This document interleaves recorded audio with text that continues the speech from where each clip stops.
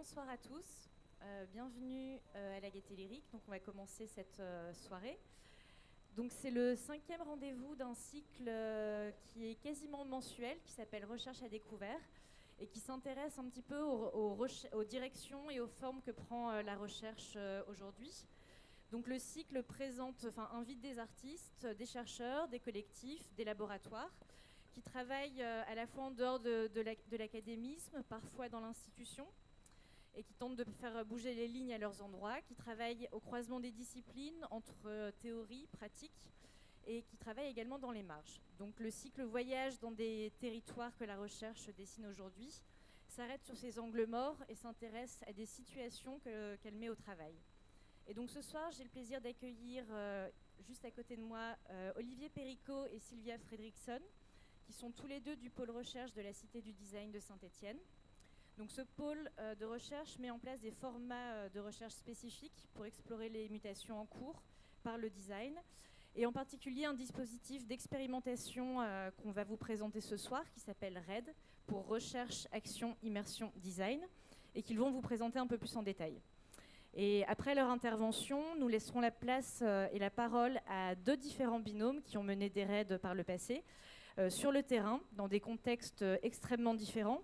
Tout d'abord, nous partagerons une expérience menée auprès des gynépunks dans la colonie éco-industrielle de Calafou en Espagne, puis à Chichiliane, pas très loin de Grenoble, dans l'Isère, où est mise en place une gestion municipale des communs et de l'eau. Donc je présente très rapidement Olivier et Sylvia avant de leur laisser la parole. Donc Olivier Péricot est designer, il est directeur du pôle recherche et des éditions de la recherche à la Cité du Design à Saint-Étienne. Et il a été le directeur scientifique de la dernière biennale en 2017, intitulée Working Promise, les mutations du travail. Sylvia Fredriksson, quant à elle, est designer, elle est chargée de recherche à la Cité du Design, et elle travaille autour des enjeux d'appropriation citoyenne des technologies, des cultures numériques et de la valorisation des communs. Donc je leur laisse la parole. Ensuite, ils inviteront le premier binôme à présenter un RAID. Et après chaque présentation de projet, on pourra avoir un petit temps d'échange et ensuite avoir un temps plus largement avec le public tout à la fin de la soirée. Voilà, bonne soirée. Merci Clémence. Je commence donc pour juste vous situer le pôle recherche de la Cité du Design. Donc c'est une activité qui est assez, je dirais assez isolée aujourd'hui dans notre environnement. C'est une recherche qui est constituée de deux façons. D'un côté, une recherche qu'on va appeler recherche appliquée, avec des demandes que des entreprises vont faire à ce pôle de recherche pour répondre à des questions souvent de mutation de métiers, mutations liées à la technologie, liées à des changements de paradigme dans les domaines industriels. Et puis de l'autre côté, on a un deuxième type de recherche qui s'appelle recherche anticipation, et qui donc sont représentés ici par ces petits schémas. Recherche anticipation, où on va développer des programmes propres, dont un qui est porté par Sylvia et qui s'appelle Design des instances, donc qui est un laboratoire et qui nous anime en fait depuis un programme qu'on suit depuis 2 ans environ, et qu'on structure brique par brique.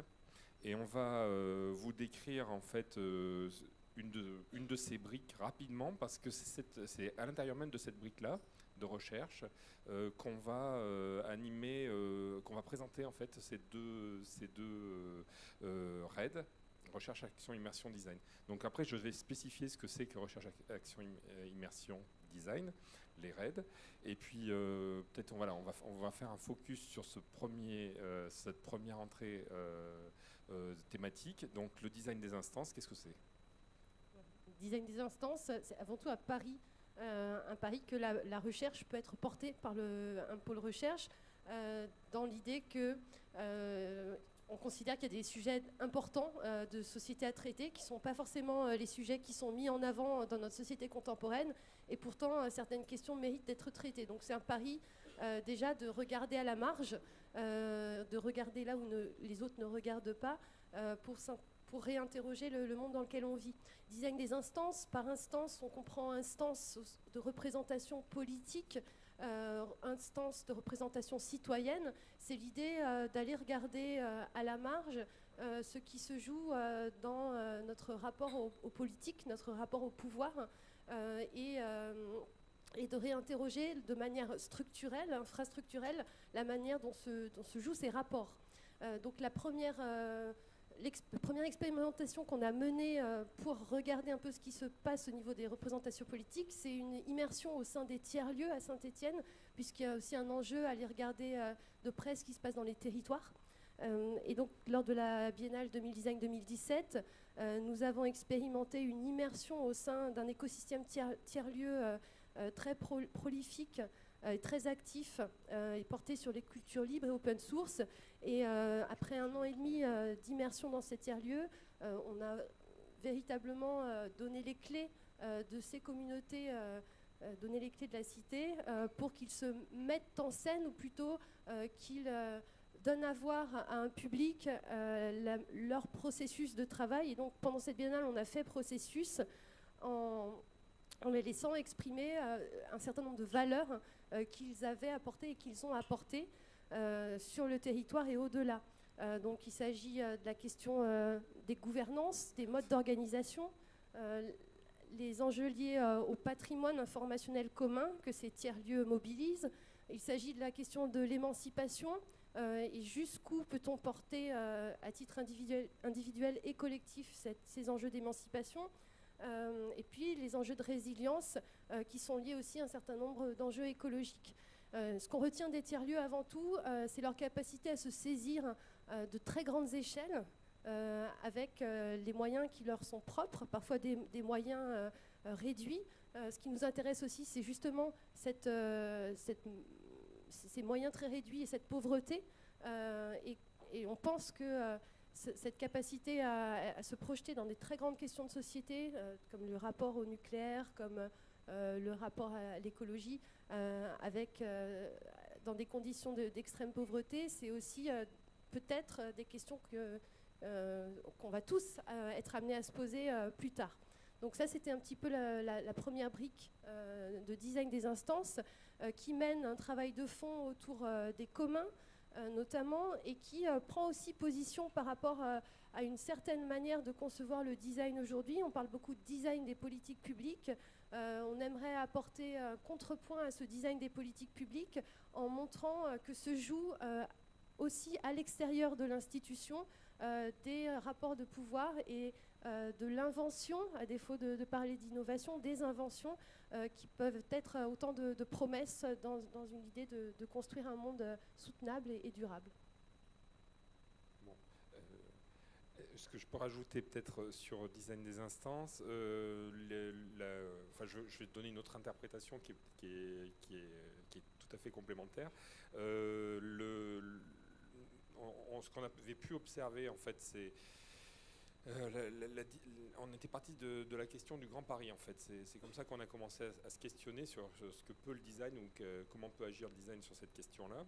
Le Grand Paris, vous avez une représentation, en fait, du Grand Paris qui est une assemblée du Grand Paris aujourd'hui, dont on a très peu d'informations finalement. Si on vous demande d'aller la regarder, d'essayer de la retrouver sur Google, vous verrez qu'une seule image pour le moment qui représente cette assemblée.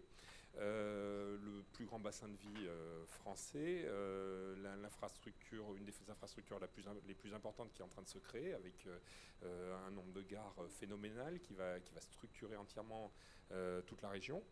Et donc ce Grand Paris, pour le moment, la représentation est très absente de la visibilité des citoyens, et pourtant il y a des élus avec un rapport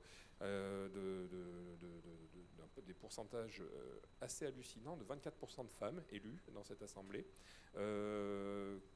énormément de cumul de mandats, des gens qui sont déjà élus ailleurs en tant que député maire ou en tant que maire, 161 élus maire élu à l'Assemblée du Grand Paris sur 200 élus, à peu près, 213 élus, je crois. De l'autre côté, vous avez dans les commissions de préparation les commissions de préparation de vote, une très très faible représentation des femmes. Donc juste pour prendre cet aspect-là de la question, c'est-à-dire la représentativité quasi nulle, voire nulle pour certaines commissions. Donc ça c'est quand même très très problématique à cette échelle-là, et on voit une grosse tendance à dire oui, on va réduire le nombre de représentants, le nombre de députés, le nombre d'élus, etc. Donc il y a un fond de l'air qui est assez étrange sur cette question de la démocratie représentative, et donc pour nous, ça nous semblait une entrée très intéressante de regarder quelles pouvaient être les pratiques amateurs sur ces questions de prise de décision, de représentativité. Donc les tiers-lieux en font partie, effectivement. C'est des endroits où il se passe des choses, où on peut faire des sortes de focus comme ça, sur des pratiques qui tentent le collectif, qui tente la façon de collaborer ou de mettre en partage les informations, de choisir collectivement.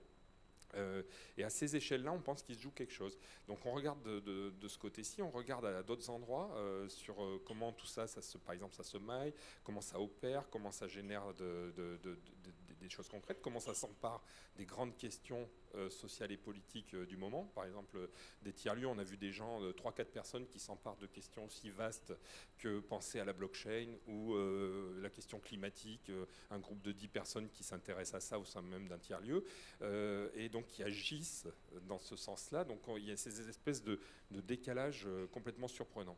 La pauvreté, troisième chose effectivement tout à fait étonnante en termes de stratégie et de pratique.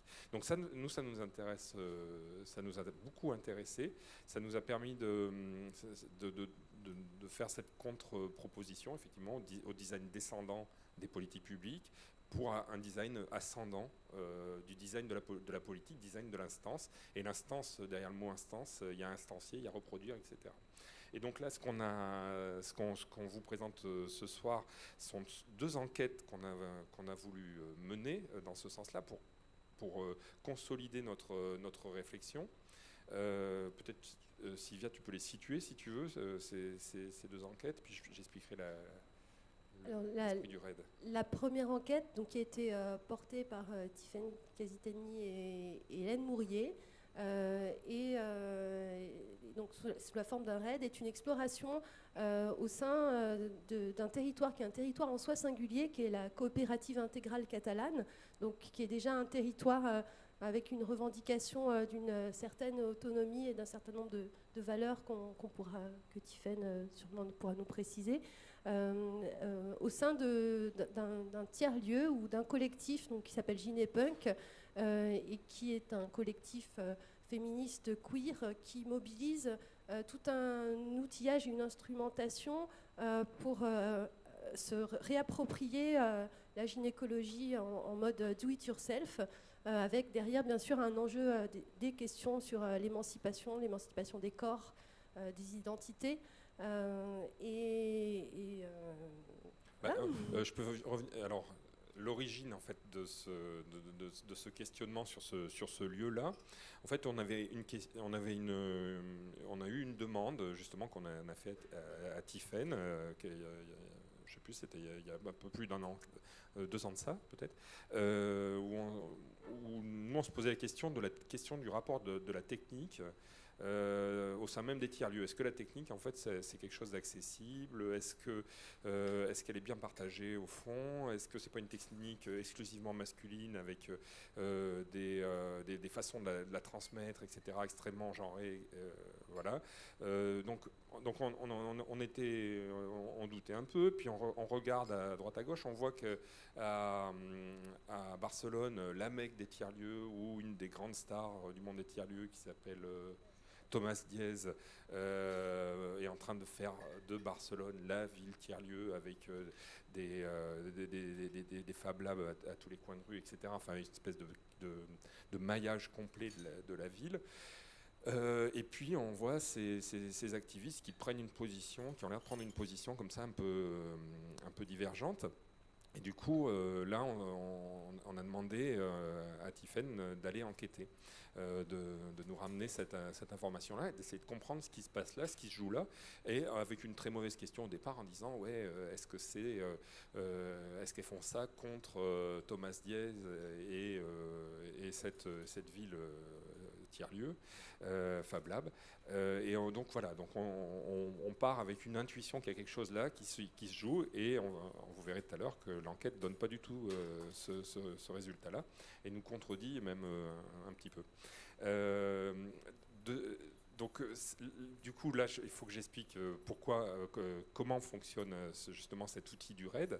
Nous, on s'est trouvé dans une situation où, en fait, on lance des programmes avec une certaine ampleur, avec un certain temps de réaction, avec une structuration assez institutionnelle du programme de recherche, avec des attendus, avec des étapes, etc. Là, on se trouve face à une situation où on autofinance notre propre programme, qu'on est en train de monter des partenariats avec d'autres institutions, entre autres sur ce programme Design des instances. Donc tout ça, ça prend du temps, c'est des maillages qui sont un petit peu compliqués. Puis nous, on arrive avec un sujet qui est un petit peu décalé, cette histoire des représentations citoyennes, etc. Donc il y a un moment, tout ça prend du temps, et du coup, il a fallu inventer une sorte de format un peu spécifique de recherche. Et puis moi, avant de rejoindre la Cité du Zen, j'avais été à Notre-Dame-des-Landes il y a 5 ans de ça, avec des amis. Et puis on y avait été à peu près 4 jours, en se disant on va aller regarder comment des gens occupent un espace au milieu de nulle part. Est-ce qu'il y a une technique d'occupation d'un no man's land? Et ça nous intéressait en tant que designer. Il y avait 2 architectes, et on voulait regarder comment ça s'opérait ça. Donc on a été voir ça, et puis une fois sur place, évidemment, c'était complètement... on s'était encore planté, mais c'est le principe du raid. Souvent, on change, on bifurque. Et puis on arrive, en fait, il y avait une rave. Donc il y avait des centaines de camions avec des punks à chiens, et on se retrouve embarqué dans ce truc-là, et en fait on observe complètement autre chose. Et surtout, ce qu'on commence à comprendre, c'est qu'il y a une façon d'occuper l'espace, et les punks à chiens sont vachement nous intéressent autant finalement que ce qu'on était venu voir. Et puis, en fait, on était assez mal reçus par les gens de Notre-Dame-des-Landes, parce qu'ils nous prenaient pour la bande de ravers qui venaient coloniser une partie de l'espace. Et on a fait, on a bifurqué, et puis on a trouvé des choses, on a regardé comment les toilettes sèches fonctionnaient, comment qu'est-ce qu'ils ont laissé comme déchets, comment on occupe l'espace sur plusieurs jours, comment la musique nous semblait sans fin et habillait en fait complètement le territoire, etc. Tout ça, les pieds dans la boue et tout ça, c'était vraiment très, très, très intéressant. Donc on voyait à quel point la recherche fait un ensemble de fausses routes qui sont très constructives pour nous, en tout cas en tant que designer. C'est-à-dire tout de suite on voit des process à l'œuvre. Et donc arrivant à la Cité, on se dit il faut développer un petit format. Donc on développe ce petit format de RAID. On dit voilà, on pose une règle, c'est 3 jours quelque part, 3 jours de restitution, 5 jours quelque part, 5 jours de restitution. Et le principe, c'est on va sur place et on participe, on s'implique dans la situation, quoi. Donc le premier qu'on a mené a eu lieu à l'Escarpeau, donc le plus grand Emmaüs de France, à côté de Pau. Moi j'avais entendu parler de ce lieu. Ça avait l'air d'être, ça nous intéressait parce que c'était une communauté qui se reconstituait avec des compagnons d'Emmaüs, et puis les gens habitaient sur place. Et en fait, on entendait parler de ce lieu comme étant le plus grand Emmaüs de France, avec cette communauté qui vit à l'intérieur et qui autoconstruit son habitat. Donc avec des maisons un peu bizarres, quoi, sur l'espace. Et donc là, on y a envoyé une petite équipe pour tester le principe. Et donc je crois que Franck, qui est ici, qui va parler tout à l'heure, faisait partie de l'équipe. Et donc ils sont partis avec une caméra, avec de quoi noter, etc. Donc 2 designers et un sociologue. Et puis ils sont séjournés 5 jours sur place. Et là, ils sont mêlés à la vie de l'Emmaüs.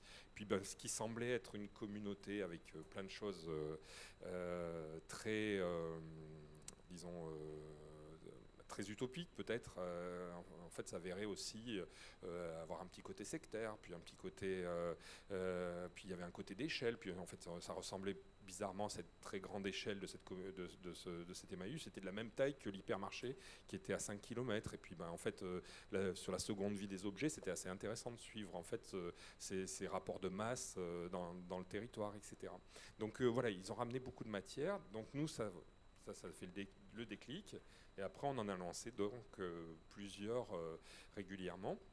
Et donc l'idée, c'est que en fait, c'est pas un contenu théorisé de manière très forte. Hein. Ça, on arrive avec un contenu qui va nourrir en fait les process de la recherche. Donc en fait, c'était un outil dans un dispositif de programme de recherche qui manquait. C'est cette petite échelle. Cette fluidité, cette façon de s'insérer dans le réel et surtout d'observer des situations en fait. Voilà, ces situations. On en a fait un également sur la place de la République où là on n'a passé qu'une journée. C'était donc avant Occupy, pas l'Occupy, Nuit debout. C'était genre 6-7 mois avant Nuit debout. Et on a passé une journée à la place de la République et ça nous a permis de faire on a ensuite produit une conférence juste à partir de cette présence sur une journée. Et on en a déduit plein de choses. Après, on a trouvé plein de documents sur ce projet de la place de la République. Et on en a fait une critique assez soutenue qui a porté le titre de Sur Occupy République. Et puis voilà, donc passons à l'autre projet. Alors peut-être l'autre RAID, tout de suite on explique. Donc l'autre RAID qu'on va vous présenter tout à l'heure, il est porté par Julie Brugier, designer, et Franck Léard, sociologue. Ce RAID donc, est situé en Isère, dans le village de Chichiliane, autour d'un enjeu qui est l'enjeu écologique du système, de l'écosystème de l'eau et de la gestion de l'eau, avec l'idée que Chichiliane est une petite commune qui a peu de moyens, donc elle doit ajuster aussi ses modes de gestion à ce petit budget. Et Chichiliane et l'écosystème d'acteurs, et notamment le conseiller municipal qui y travaille, déploient des stratégies qui sont des stratégies qui font valoir tout leur savoir-faire expérientiel, et ça on le verra tout à l'heure, et donc arrivent à trouver des stratégies très, très pointues au regard de leur connaissance du territoire pour résoudre des problématiques. Donc on sort d'une vision technocratique et à nouveau descendante pour inventer des méthodes issues de la connaissance du territoire. Donc là on est encore dans cette question des communs et de l'idée de ramener des modes de gestion sur la base de connaissances citoyennes. Voilà. Peut-être, tu avais fini pour la présentation des RAID. Peut-être moi, ce que je peux ajouter en plus, avant de vous présenter les RAID, sur les modes de pratiquer la recherche, puisqu'on vous présente ce petit format qui est un format d'immersion. On a eu des formats plus longs, comme celui que j'ai cité au travers la Biennale du design, et donc l'idée d'avoir des designers en immersion pendant 1 an, etc. Ce qu'on retire en termes de recherche en design, donc à défaut d'avoir un positionnement académique, on est dans un double effort. Le premier effort, c'est d'essayer de constituer des communautés de pairs, PAIR, ou en tout cas des logiques d'hospitalité, c'est-à-dire d'accueillir des chercheurs, des expérimentateurs, et aussi d'aller sur le terrain. Et donc c'est ça aussi qu'on met en travail, et notamment au regard du programme Design des instances, l'idée d'inventer d'autres modes de collaboration qui s'appuient sur des logiques de coopération et moins de compétition. Donc ça, c'est le premier point. Et avec l'appui de l'écosystème des tiers-lieux notamment, ça fonctionne pas mal.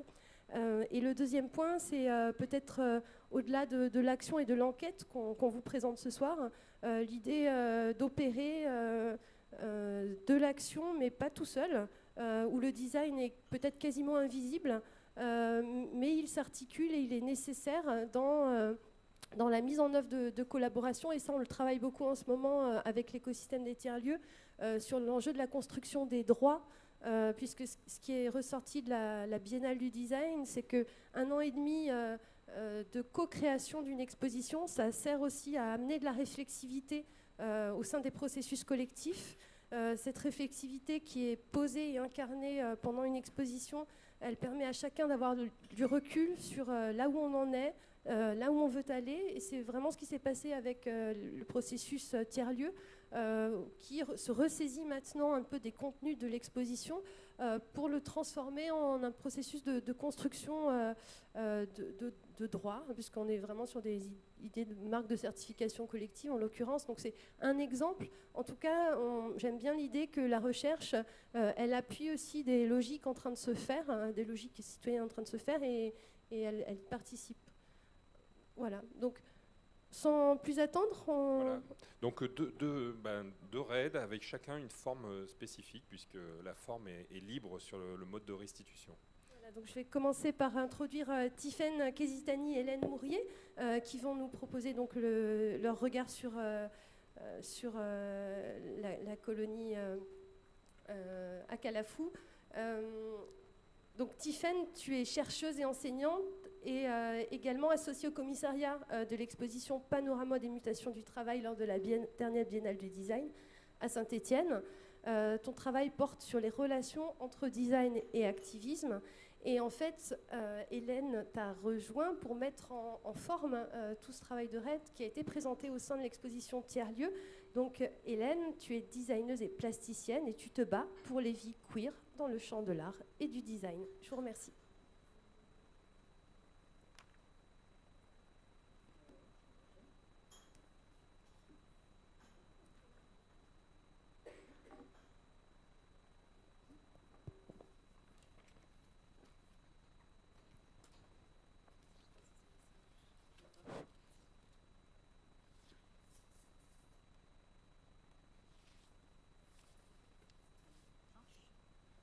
Ouais. Ah, super.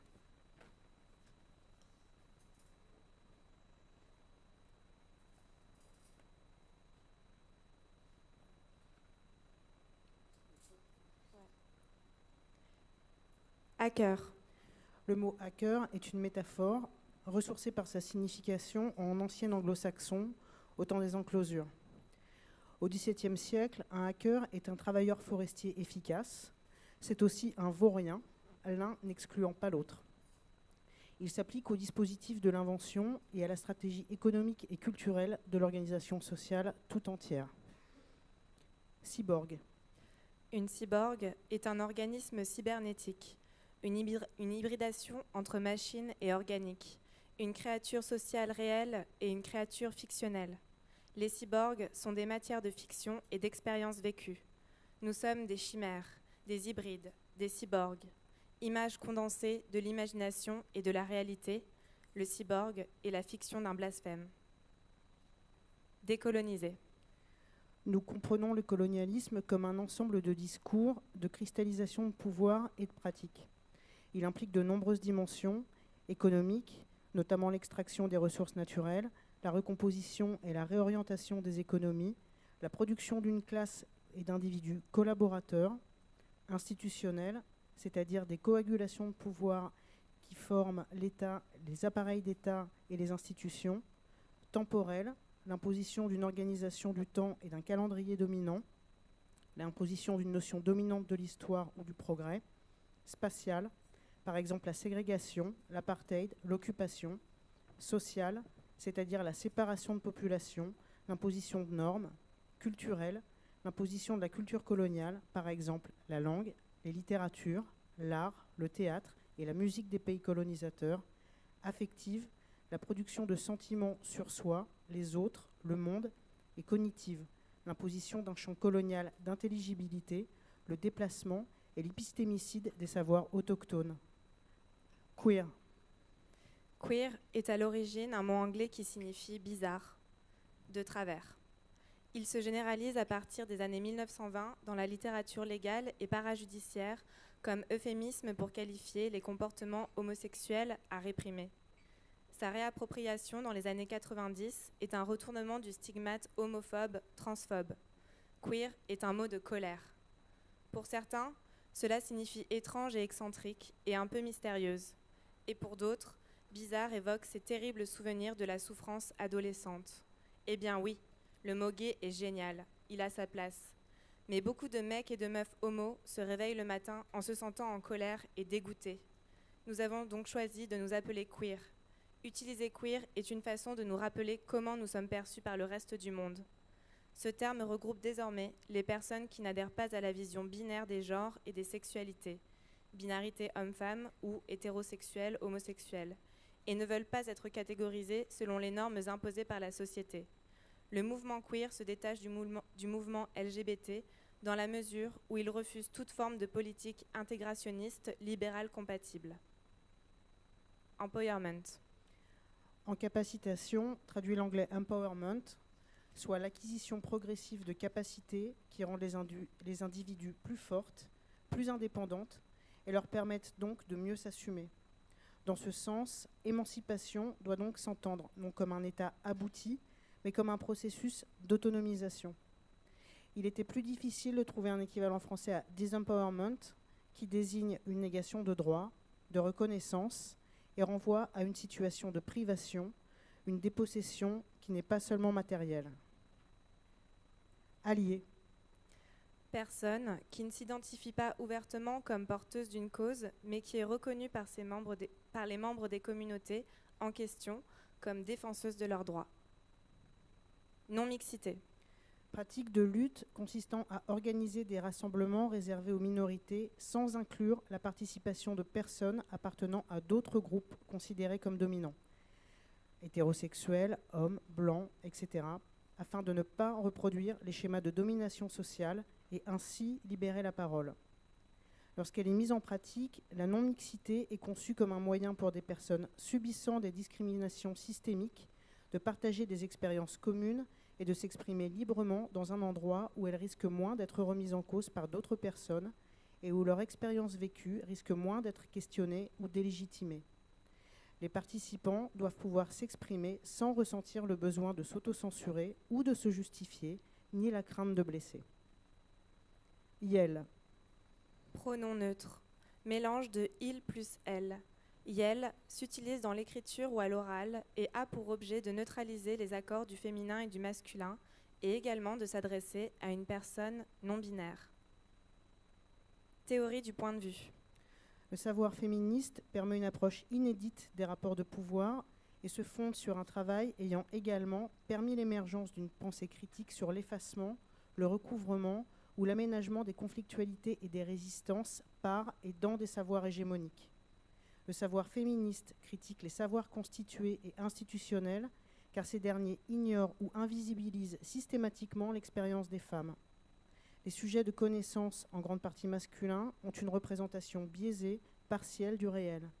Ils ignorent, disqualifient ou délaissent totalement des pans entiers du réel qui touchent au travail de reproduction assigné aux femmes, par opposition au travail de production assigné aux hommes. Donna Haraway, Queer Nation, Paola Baqueta, Elsa Dorlin, Sandra Harding, Saul Alinsky. and so many, many more. C'est l'histoire d'une recherche. C'est l'histoire d'une recherche qui n'est que situation, qui n'est que située. C'est l'histoire d'une recherche qui commence avec les corps du chercheur, avec d'autres corps. Il faudrait parler des corps de la personne qui conduisit la voiture jusqu'en Catalogne. C'est l'histoire d'une recherche où les corps du chercheur cuisent sous le soleil, se couvrent de poussière, grimpent sur des échafaudages, disparaissent ici, réapparaissent là, sont scriptés par d'autres, situés par d'autres. Le chercheur est une fiction qui construit la fiction de sa recherche. Les corps du chercheur en tant que fiction sociale et politique sont pris dans la fiction du sujet de sa recherche. C'est la condition dans laquelle s'écrit l'histoire de cette recherche. C'est l'histoire d'une recherche qui est la reconstruction d'une reconstruction, encore et encore et encore et encore.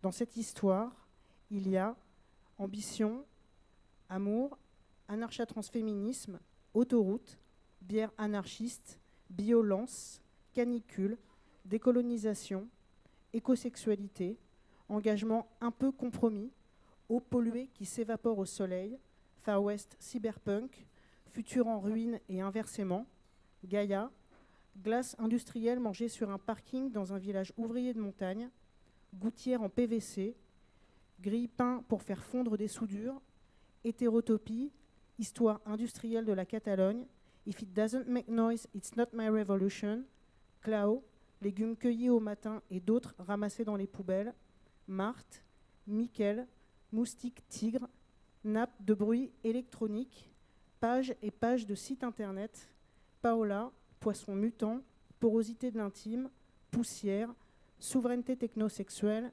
sécrétion et fluide, tension, utopie post-capitaliste, violence biomédicale, xéno-œstrogène et toutes sortes d'erreurs d'appréciation. Drapeaux et schémas, prolifération spatiale et temporelle, rhizome. Dans cette histoire, il est question de ne rien expliquer, de décrire avec difficulté, il est question de déplacement et d'être déplacé.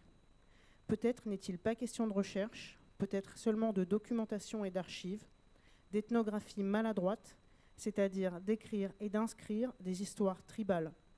Peut-être est-il question de dire encore et encore et encore ces histoires. Peut-être est-il question que quelqu'un écoute ou peut-être pas. Cette recherche est partielle, subjective et prend corps. Ici, la modestie du chercheur n'est pas celle condescendante que lui confère la science, elle est subie du fait de son ignorance a priori, de son incapacité à accéder à une vision totale, de la viscosité de son sujet de recherche qui coule et brûle comme de la lave. Dans la formation de l'esprit scientifique, Gaston Bachelard écrit « Une science qui accepte les images est plus que toute autre victime des métaphores. Aussi, l'esprit scientifique doit-il lutter sans cesse contre les images, contre les analogies, contre les métaphores. » Ici et maintenant, le chercheur dit que rien n'aurait émergé sans analogie, sans image, sans déplacement, sans transport, car c'est ce que signifie métaphore, un transport. Ce que j'aime avec les espaces féministes, les espaces queer, c'est qu'ils fonctionnent comme des circuits. Non pas comme des circuits fermés, mais comme des ramifications. Et que ces ramifications se meuvent, se répandent au travers de nos désirs et de nos colères, de nos engagements et de nos espoirs. C'est comme cela que Tiphaine m'a trouvé un jour sur le bas-côté du No Deep Web. Et c'est aussi comme ça que lorsque Yael me parle la première fois de Ginepunk, je sais déjà qui sont ce groupe de witches transpédées bigouines qui maléfient à Calafou. C'est Matou, la première, qui m'avait envoyé par mail un article sur les spéculums imprimés en 3D pour se réapproprier le fond de sa chatte. Quand Tiphaine me propose de m'embarquer dans l'aventure tiers-lieu Fuck This World, je suis over-excitée, trempée. J'éprouve une excitation toujours profonde à œuvrer pour les miennes, à mettre mon savoir de designer au service de nos communautés, des minorités et des urgences. Au-delà de défendre des corps, des pratiques et des droits, nous devons aussi déconstruire les outils que nous utilisons. Car ces outils, qui sont ceux des maîtres, ont des usages fermés et clos. Nous usons de la stratégie DTF, dans ta face, à toutes les sauces cyprines. Retourner l'insulte, l'arme, le coup contre l'agresseur. C'est comme ça que je pratique le design graphique, avec irrévérence pour la norme, pour recréer un vocabulaire autonome. Un langage formel minoritaire, sassy, bitch et sexy, à notre image. Notre premier rendez-vous avec Tiphaine est un long récit de son raid à Calafou, agrémenté de slideshows et de déambulations infinies sur les sites hot gloomy de Ginepunk. Je découvre un univers proliférant et acide, un laboratoire d'expérimentation végétale et sexuelle, de la pensée peroxydée et décolonisante. Je m'abreuve des mots et des mythologies de Tiphaine, le cours d'eau pollué et les poissons qui ne changent plus de sexe, les autocytologies au vinaigre blanc et les algues et autres plantes qui chantent.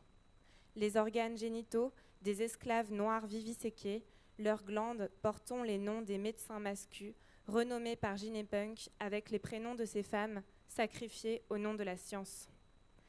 Je trouve que leur iconographie est si forte que je ne vois pas comment intervenir.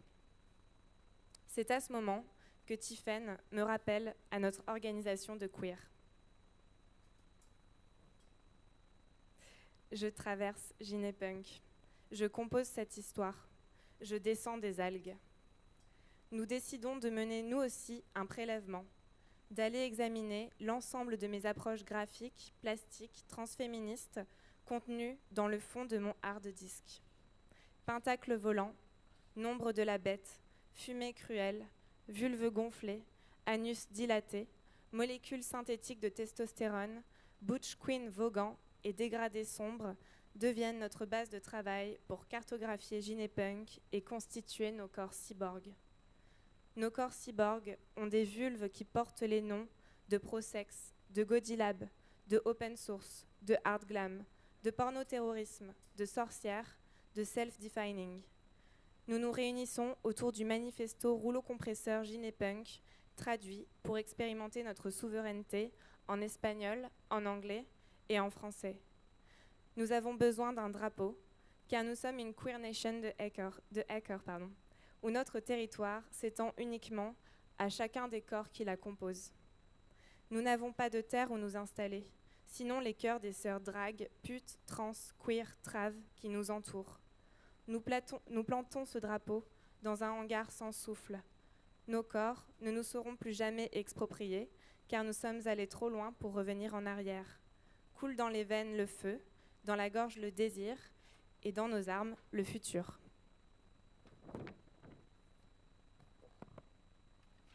Merci.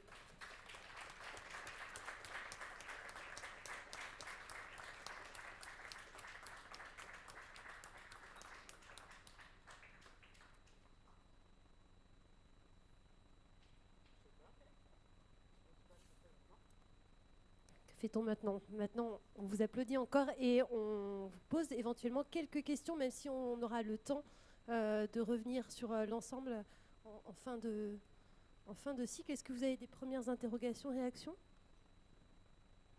Pas encore ? On laisse mûrir. Moi, j'en ai peut-être une, et ça me permet aussi d'amener une précision. Le rapport entre tiers-lieux et cette proposition, il me semble important de replacer aussi ce qui s'est passé dans l'exposition tiers-lieux. Quand on parle de tiers-lieux, on entend ici la définition qui a été donnée par le sociologue Antoine Buret, qui, la même année que ce processus tiers-lieu, a soutenu une thèse, la première thèse en sociologie sur les tiers-lieux, et qui dit les tiers-lieux, c'est une configuration sociale où des entités individuées, donc des individus, se regroupent autour de la construction de représentations communes. Et donc on est loin du tiers-lieu au sens le coworking, l'espace, les quatre murs, les chaises et les ordinateurs. On est bien dans cette construction sociale et le travail sur des valeurs communes.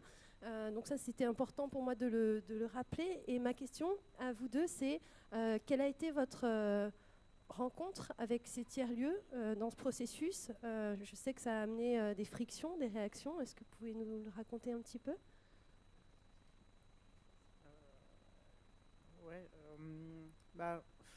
Disons, comment dire, c'est un peu anecdotique, mais je ne sais pas si c'est l'endroit où ça t'intéresse, mais c'est vrai que quand j'avais fait la restitution, d'abord effectivement pour préciser un truc sur aussi ce que tu disais communautaire et sur l'espèce de construction comme ça finalement très proliférante en fait de communautés. Je pense que c'est le cas. Au moment où j'ai restitué le travail, je travaillais pas encore avec Hélène à ce moment-là. Et effectivement, quand j'ai fait la restitution à Saint-Étienne, j'ai fait aussi la restitution devant des gens qui venaient de milieux assez... pour citer Johan Duriot, qui était un des copilotes du projet et qui, lui, est quelqu'un qui vient vraiment historiquement des squats et puis ensuite...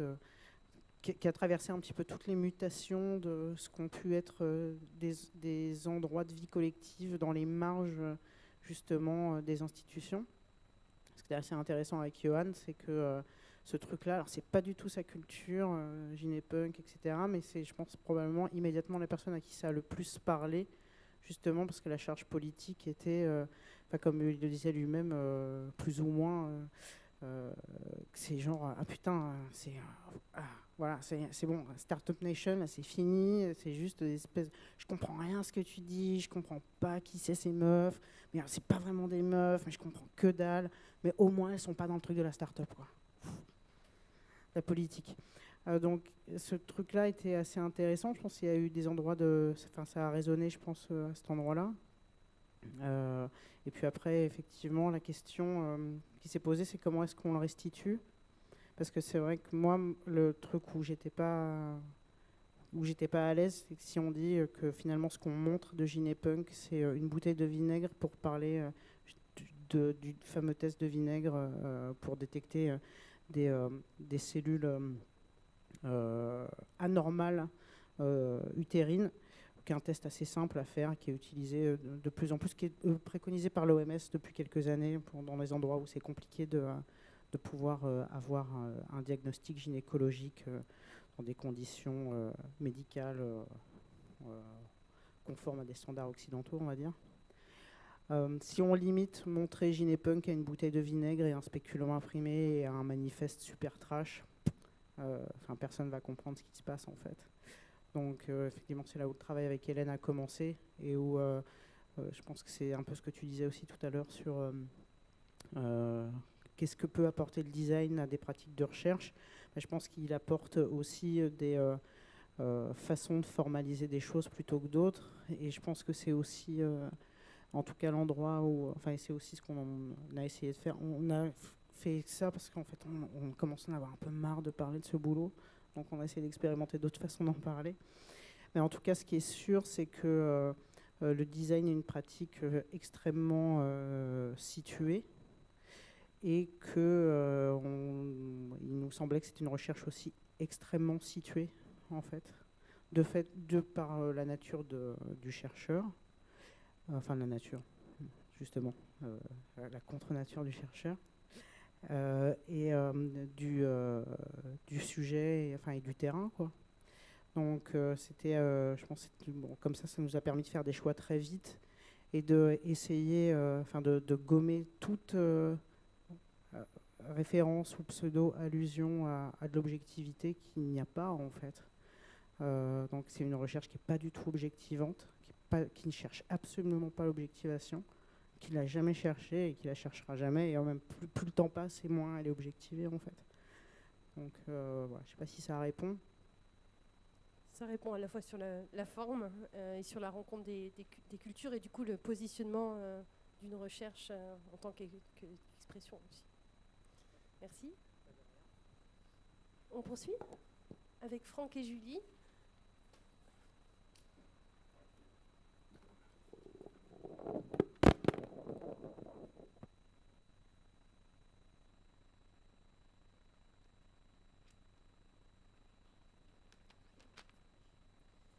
Franck Léard, tu es sociologue, tout à fait, formateur et chercheur en travail social.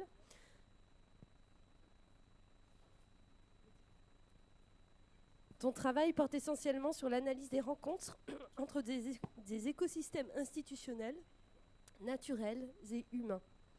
Julie Brugier, tu es designer, formée en design d'objets. Tu mènes aujourd'hui un doctorat sur les pratiques alternatives de résilience urbaine et tu questionnes la valorisation du pauvre, du frugal et du nécessaire par les designers. Merci à vous.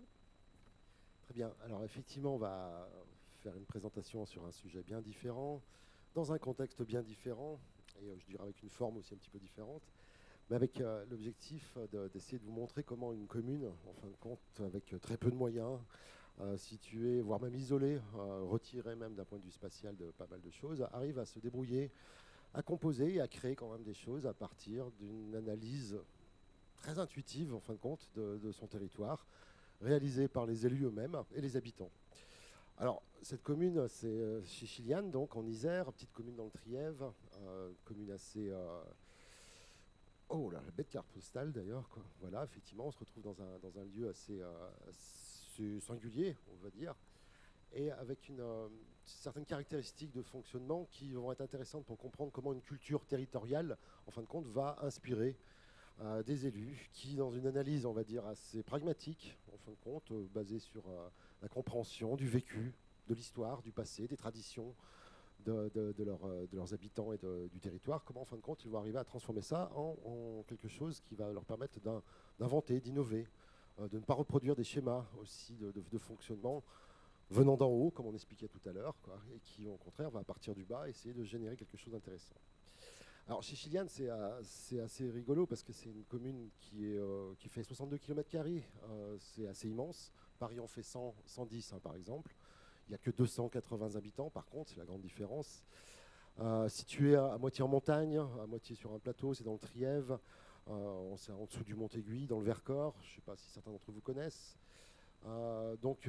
Situé donc dans ce massif montagneux, fait de calcaire, etc. Donc avec de grosses ressources en eau, en bois, un développement très fort de l'agro-pastoralisme, etc. Beaucoup de choses en tout cas qui permettent à la commune, qui a de moins en moins de moyens, suite à la baisse de dotation de fonctionnement de l'État, se retrouve à devoir inventer en fin de compte des modes de financement. Et grâce à la profusion de la ressource naturelle, ils ont un peu commencé à réfléchir en fin de compte sur des manières d'améliorer en fin de compte leur manière de gouverner leurs administrés.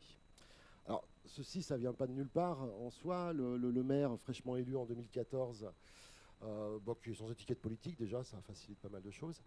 Et deuxièmement, c'est un personnage qui est donc géologue de formation, ingénieur géologue, avec une compréhension, on va dire, un peu fine, hein, justement, de l'aspect paysager, du territoire lui-même, bien sûr dans sa morphologie, on va dire, et qui va essayer de comprendre ce qui se passe à l'intérieur de sa commune pour pouvoir trouver des idées, en fin de compte, quoi.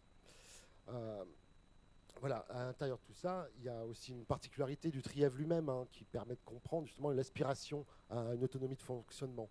C'est une grande tradition protestante. Voilà, le Trièves, comme plein de territoires en France, hein, c'est pas le seul, ont développé des traditions en fin de compte qui imprègnent les relations des habitants entre eux aussi.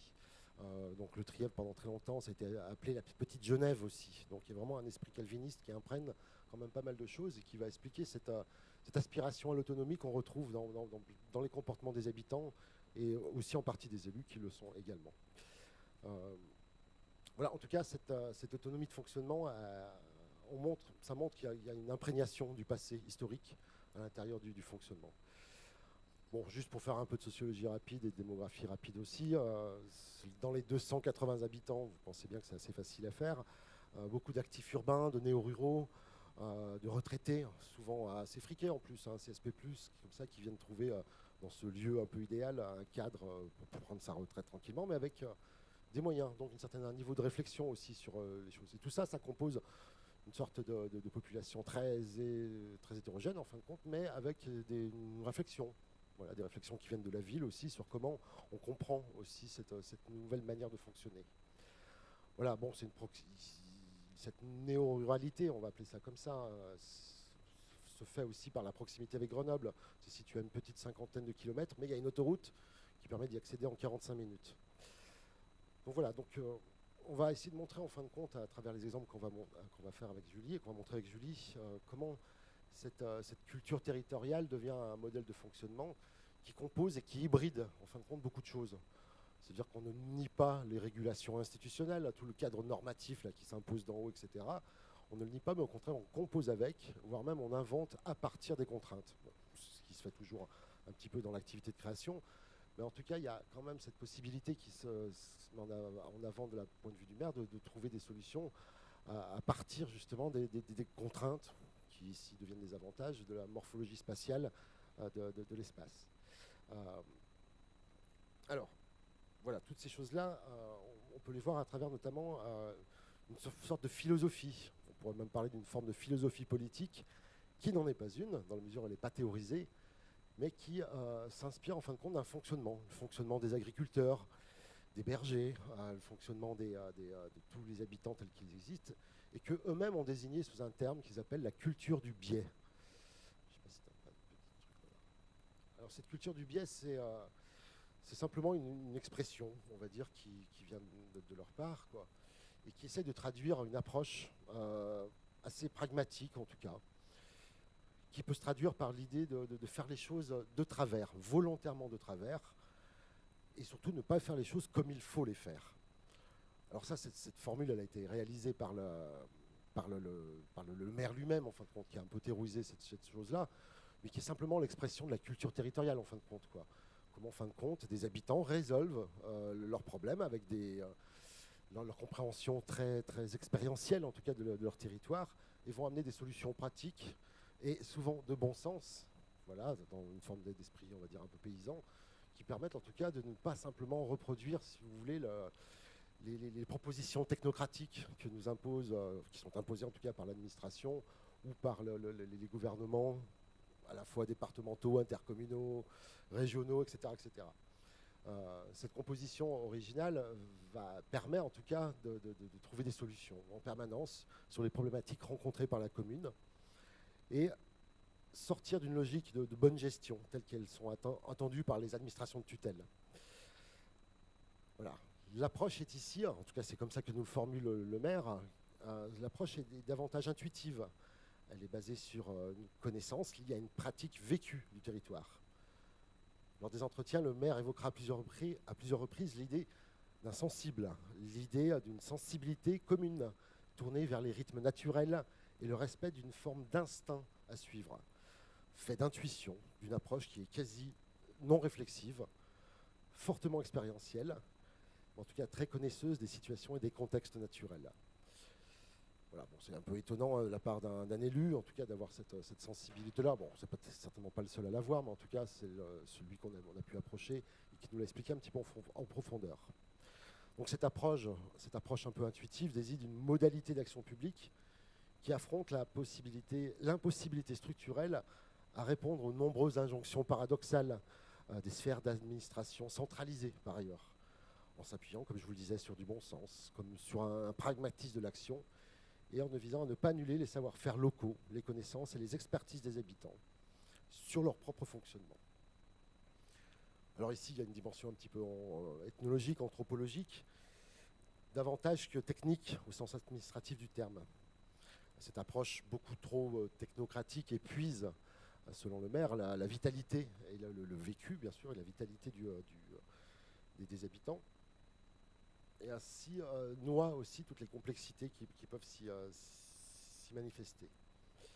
Voilà, donc il y a vraiment la volonté derrière l'idée du maire, c'est de traduire une idée de vivre au pays, faire rester les gens à l'intérieur d'un vécu commun et surtout presque même le magnifier d'une certaine manière, quoi.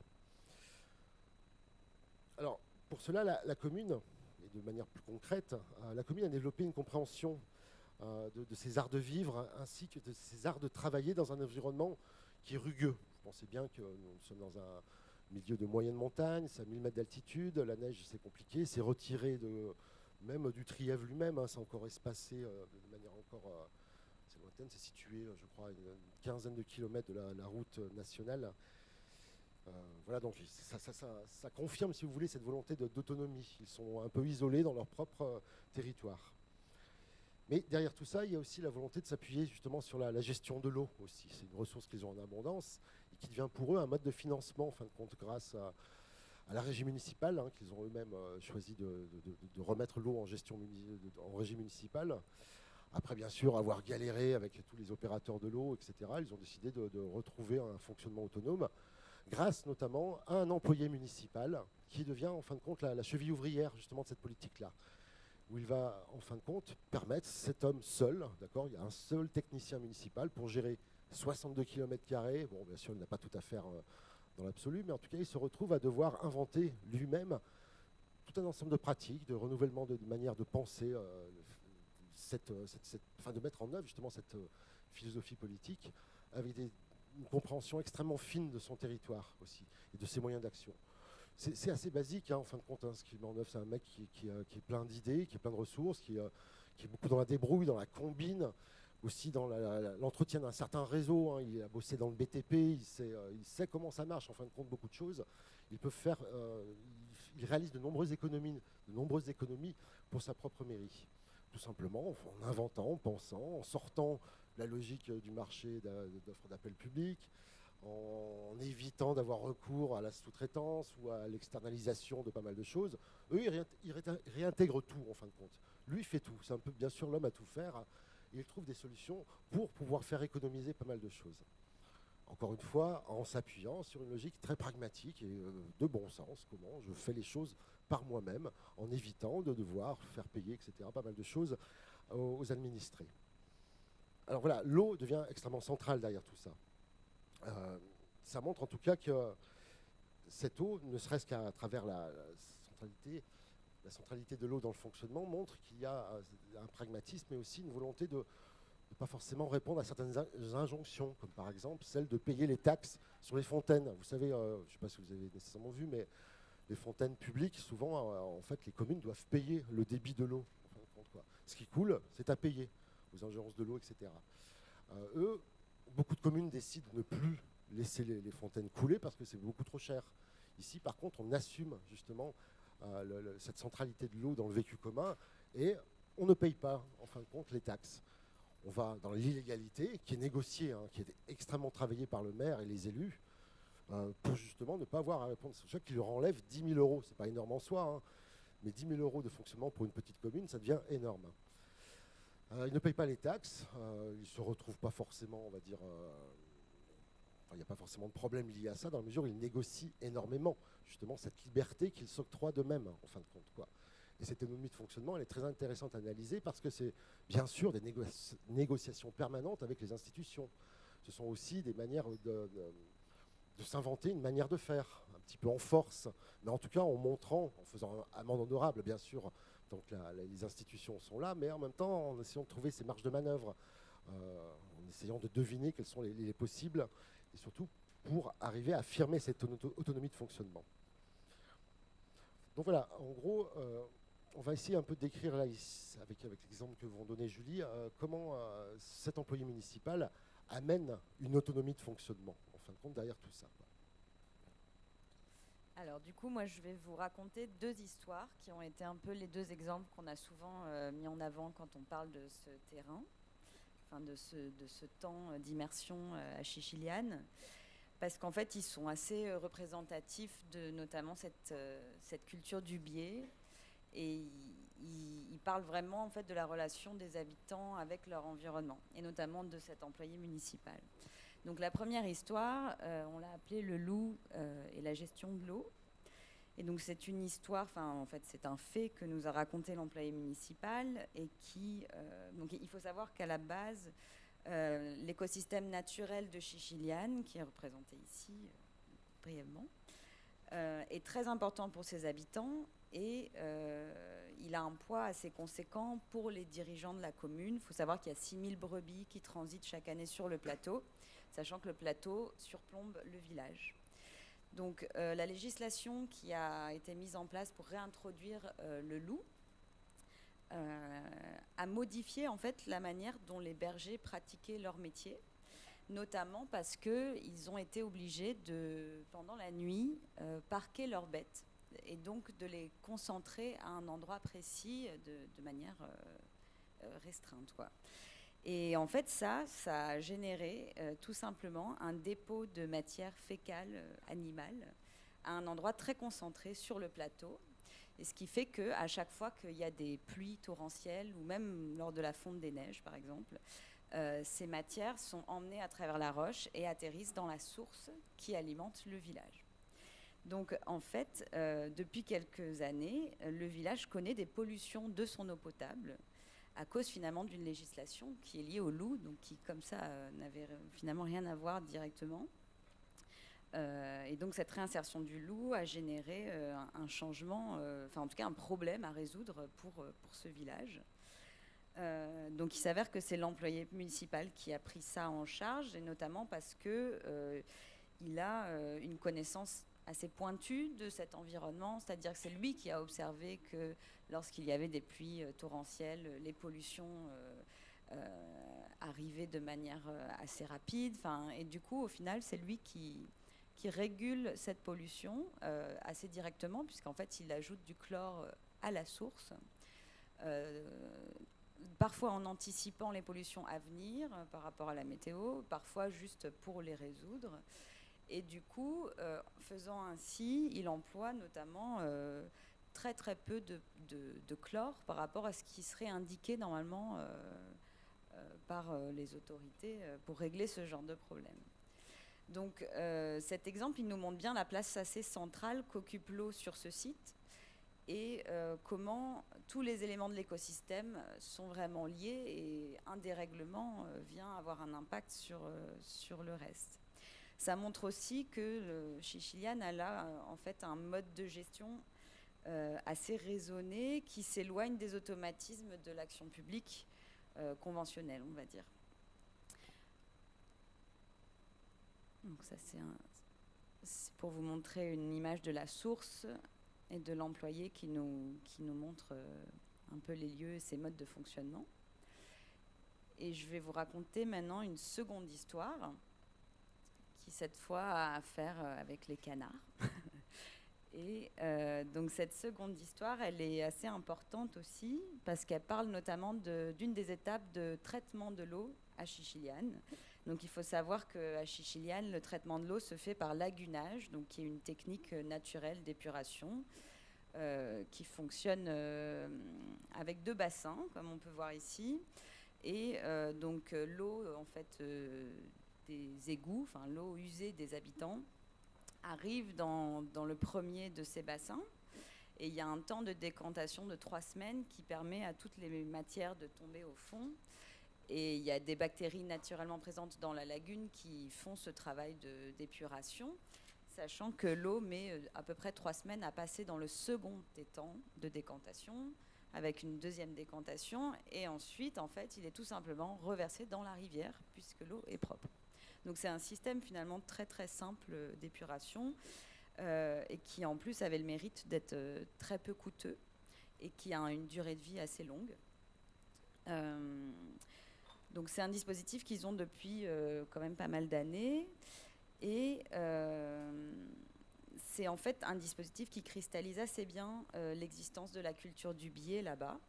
Parce que, à l'origine, cet espace donc d'épuration de l'eau, il avait une réglementation en termes d'hygiène, c'est-à-dire que par exemple, tous les abords, dans le règlement, il fallait tondre les abords de ces bassins, parce que c'était considéré comme plus propre, et voilà. Sauf qu'il s'avère que régulièrement, la lagune, elle était envahie par des lentilles d'eau qui ont tendance à se propager à la surface de la lagune et qui empêchent en fait le soleil de passer. Et du coup, ça peut un peu créer un dysfonctionnement dans le système d'épuration. Et donc, à l'époque, la seule solution, ce qu'ils avaient, c'était de mettre un produit qui tuait les lentilles d'eau, mais du coup, l'eau finissait polluée. Enfin, bon, c'était pas idéal. Et en plus, c'était un produit qui coûtait très cher à la commune, qui avait peu de moyens pour ça. Et l'employé municipal, il avait observé que les canards étaient très friands de ces lentilles d'eau. Il y avait des canards qui venaient régulièrement sur la lagune pour les manger. Et donc, lui, il a réfléchi à un moyen, en fait, de faire en sorte que ces canards ne viennent pas juste manger et repartent, mais qu'ils restent et qu'ils s'y installent. Et sauf que pour ça, lui, connaissant bien les besoins des canards, en fait, il a fallu qu'il arrête la tonte autour des bassins pour que les canards aient un environnement propice à leur reproduction et à leur sécurité. Notamment, ils ont besoin d'herbage pour se cacher, par exemple, des renards, en l'occurrence. Donc c'est ce qu'il a fait, et en effet, les canards se sont installés, les lentilles d'eau n'ont plus du tout été un problème. Et voilà, la gestion de ce problème s'est faite à nouveau de manière assez simple et en réponse à une connaissance de l'environnement. Donc ce qu'on pourrait conclure un peu là-dessus, c'est que il n'y a plus vraiment d'externalisation des savoir-faire, puisque c'est l'employé municipal seul qui gère tous les petits problèmes liés à l'eau dans cette commune. Et ça fait partie, ça qualifie en fait ce qu'on a appelé la culture, enfin ce que eux appellent la culture du biais. On ne peut pas vraiment parler de gestion, en tout cas d'une certaine façon, mais voilà, l'homme s'intègre vraiment au système existant et combine la connaissance d'un réseau collectif, de l'environnement naturel, et voilà, aussi la mise à disposition de savoir-faire très peu coûteux, ce qui était quand même assez caractéristique de ce lieu. Et en ça, Chichilian aboutit à une autonomie de fonctionnement. Et vraiment, elle est vraiment libre, elle décide d'être libre dans la manière de résoudre ses problèmes et ses dépenses. Et elle maintient aussi la préservation d'un bien-être commun qui semble assez important pour eux. Donc voilà, le biais apparaît ici plutôt comme une espèce de stratégie de résistance au mode de gouvernance plus conventionnel, ou en tout cas une sorte de mobilisation citoyenne. Ouais. Je peux peut-être compléter. Tout à fait, ouais, je peux compléter parce que c'est vrai qu'il y a plein d'exemples encore comme ça. Il y a plein de choses sur comment, en fin de compte, ils résolvent des problèmes en s'appuyant donc sur l'employé municipal, mais aussi sur les habitants, qui ont souvent la mémoire de pas mal de choses. En fin de compte, il nous évoquait la question du réseau d'eau aussi, quand il y a des fuites d'eau à l'intérieur des canalisations. En fait, on va demander aux personnes les plus âgées pour savoir où est-ce qu'elles se situent, où se situent certains passages, etc. Parce qu'il n'y a pas forcément de plan en plus du réseau de distribution, vu que c'est un village qui a très longtemps avec des canalisations qui datent pratiquement des fois du 19e siècle. Ce qui fait que voilà, on se sert en fin de compte de l'existant avec cette dimension simple, sobre. On ne va pas commencer à faire des contrats avec des grosses entreprises pour pouvoir résoudre ces choses-là. On les invente, on trouve les solutions par eux-mêmes, quoi. Alors, ils ont bien sûr connu cette période de gestion, on va dire, technique, réalisée comme tu évoquais, avec cette dimension, on va dire, très technocratique, ou en tout cas avec une externalisation. Là, au contraire, on réinternalise, en fin de compte, le fonctionnement, et on essaye de le penser dans cet espace singulier, bien sûr, mais aussi en s'appuyant énormément sur cette culture territoriale et sur les savoir-faire des habitants. Alors, ça montre en tout cas qu'il est possible, en tout cas, de ne pas rajouter la surtechnicisation. On voit très bien que nos sociétés tendent naturellement vers ça, sans compter que la décentralisation des espaces intercommunaux, etc., multiplie les niveaux d'échelle et les niveaux de décision, qui rajoutent des couches techniques, en fin de compte, sur comment, en fin de compte, on va pouvoir gouverner un territoire, etc., etc. Ici, on vient sur quelque chose de simple, quelque chose de frugal, de sobre, et surtout avec une absence de formalisme technique, si vous voulez. C'est intellectuel, il n'y a pas d'intellectualisme très poussé. Lui, le maire a fait des études, donc il arrive à formuler tout ça, mais la plupart des élus sont agriculteurs, ils n'ont pas besoin, en tout cas, d'arriver à une trop grosse réflexion par rapport à ça. Ils font, en fin de compte, quoi. Et cette absence de formalisme technique fait disparaître aussi certaines novlangues aussi technocratiques, où toutes les abstractions administratives, ici, d'une certaine manière, c'est le réel qui gouverne. Bon, c'est un peu une belle métaphore de tout ça, mais quelque part, l'expérience, le vécu, la réalité, c'est en tout cas ce sur quoi ils vont s'appuyer, quoi. Donc voilà, en tout cas, on voit qu'il y a une sorte de rupture avec un ensemble de modalités de rationalité socio-technique qui est bien sûr encore à la mode de nos jours, et on peut l'entendre dans de nombreux discours de nos gouvernants, on s'appuie beaucoup sur des discours et sur une forme de rationalité qui, ici, n'a plus d'emprise, ou en tout cas, elle compose avec une manière de renouveler l'approche de comment on gouverne, comment on va penser à une politique publique à l'intérieur d'un territoire. Voilà. Merci pour votre attention.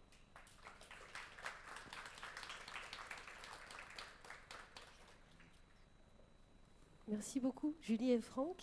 Donc pour resituer donc ce raid qui a duré... Qui n'a pas duré si longtemps que ça.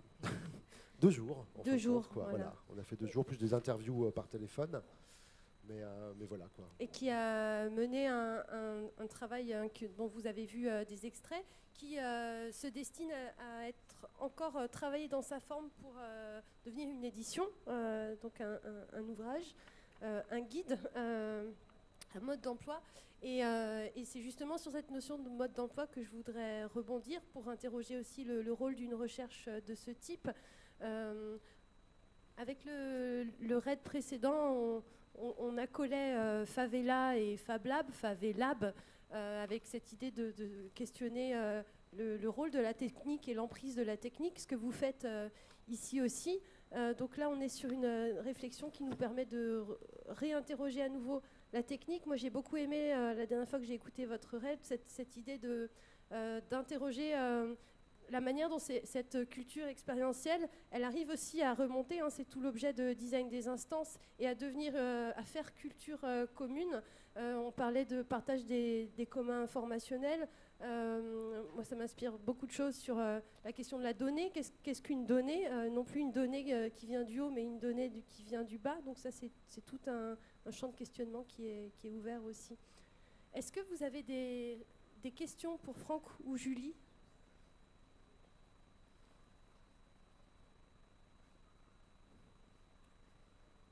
Pas de questions?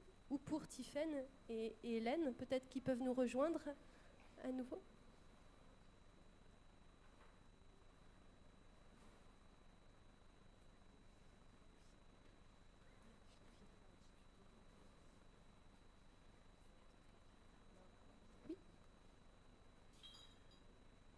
C'était par rapport à la façon dont vous avez raconté votre RAID. Du coup, vous disiez tout à l'heure que c'était nouveau cette façon de le présenter, donc vous l'avez présenté aujourd'hui. Donc comment vous aviez fait avant?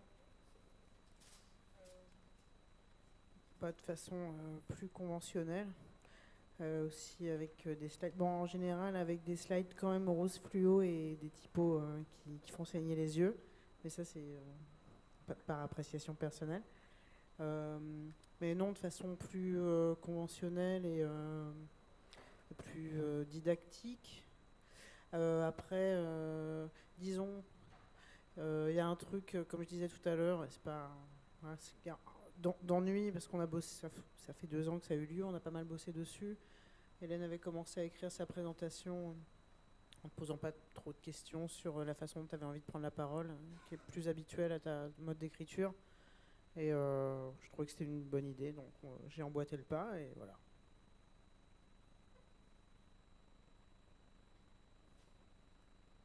Je vous remercie pour vos présentations.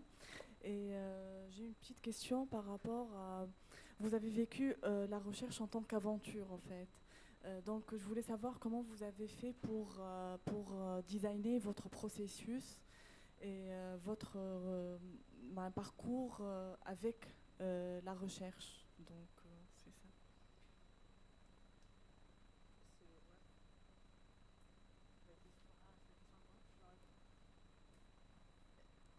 Du coup, la question, ça m'a un peu échappé. Comment est-ce qu'on a décidé de design, enfin la manière dont la restitution a été faite et moi, comment est-ce que... D'accord.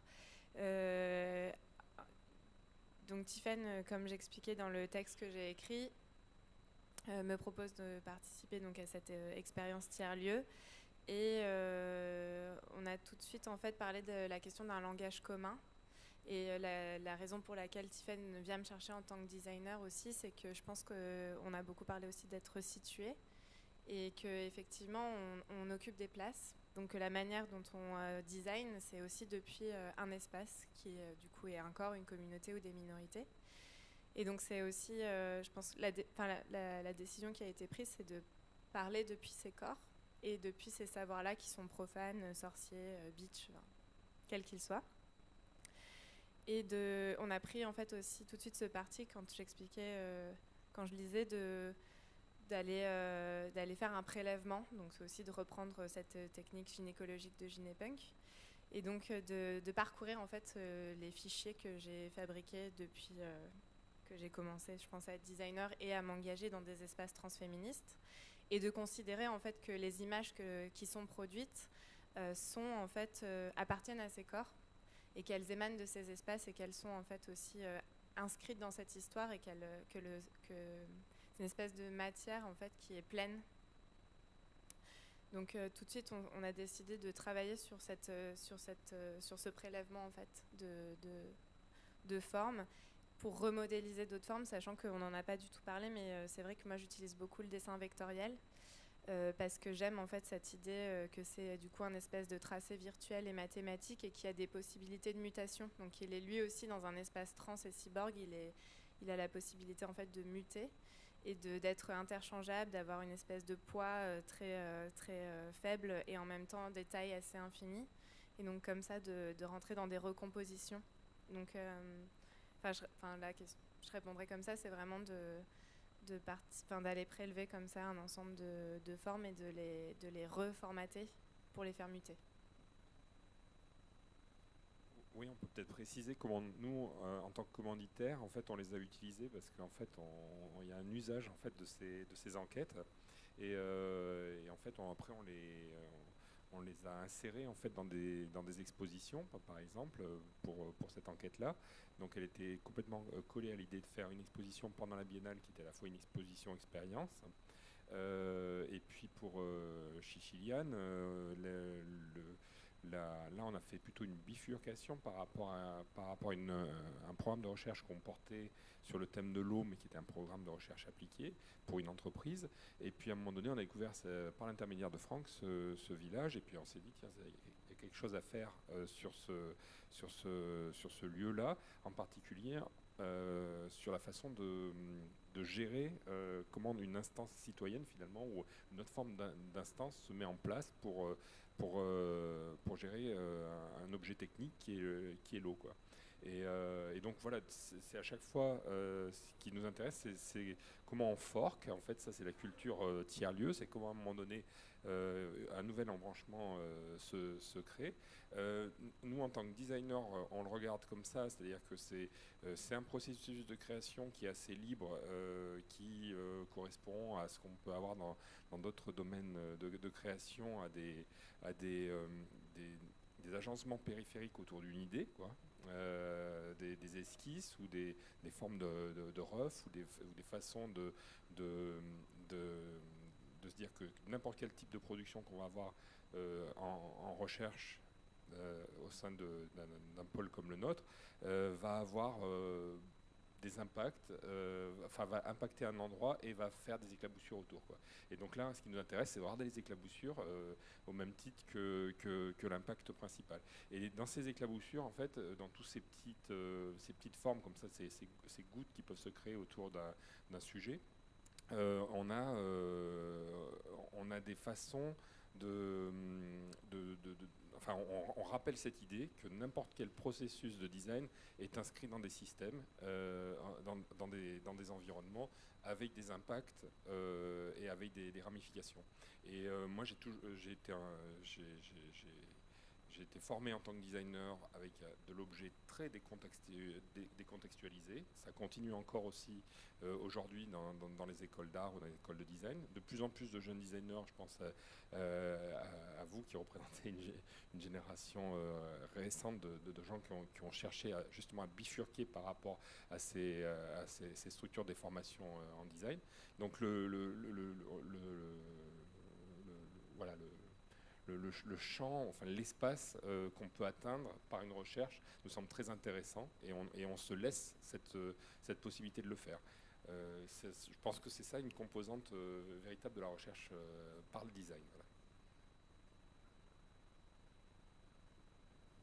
Est-ce qu'on a d'autres questions dans la salle? Max. En fait, j'ai levé la main, mais bonjour, pardon. Max Molon, je fais également de la recherche et je suis également designer et j'aimerais bien faire un raid un jour. Et en fait, j'ai pas encore formulé ma question, donc j'ai levé la main par réflexe parce que peut-être ça va m'aider.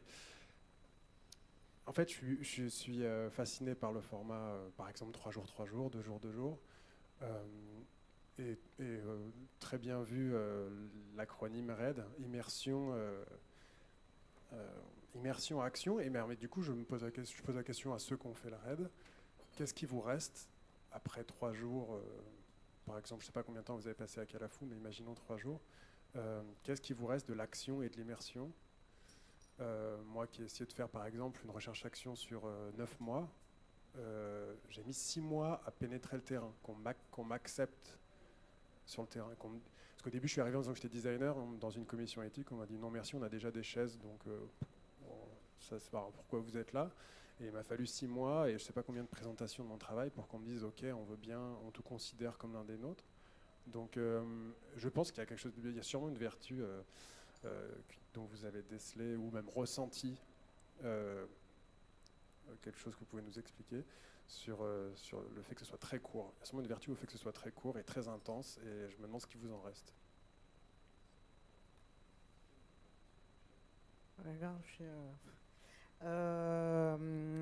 Qu'est-ce qu'il en reste? Ouais, bah si, alors si je pense si aujourd'hui l'eau ne coule plus dans le Pêche Blenda Lab à Calafou, c'est un peu grâce à moi.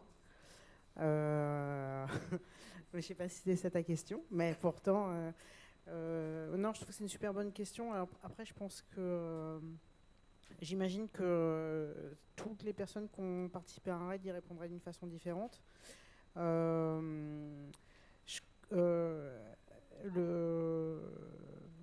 qu'il en reste, c'est que c'est aussi l'amorce pour rencontrer des gens, ou fabriquer un réseau, et enfin, pas fabriquer un réseau dans le sens du networking, on s'en fout un peu, mais plus de continuer à suivre des trucs, enfin, tu vois, genre voir des traînées qui se répandent, qui partent d'un endroit, puis et comprendre, continuer à comprendre comment elles se répandent.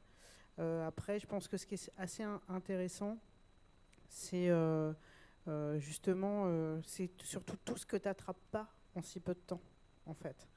Et cette espèce de, enfin, c'est un peu, c'est aussi pour ça que, en ce qui me concerne, il y a un moment où ce truc, je pouvais pas le faire seul.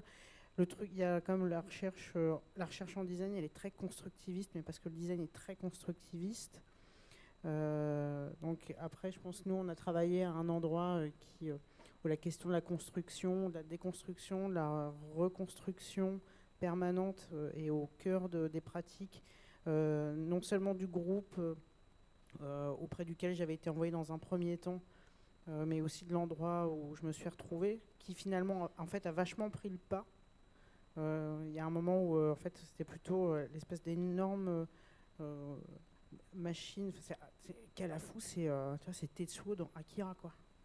C'est un truc à la fois qui tombe en ruine, mais en s'expansant, qui est complètement incarné et complètement technologique en même temps, qui est genre plein d'espoir et dévoré par la pollution.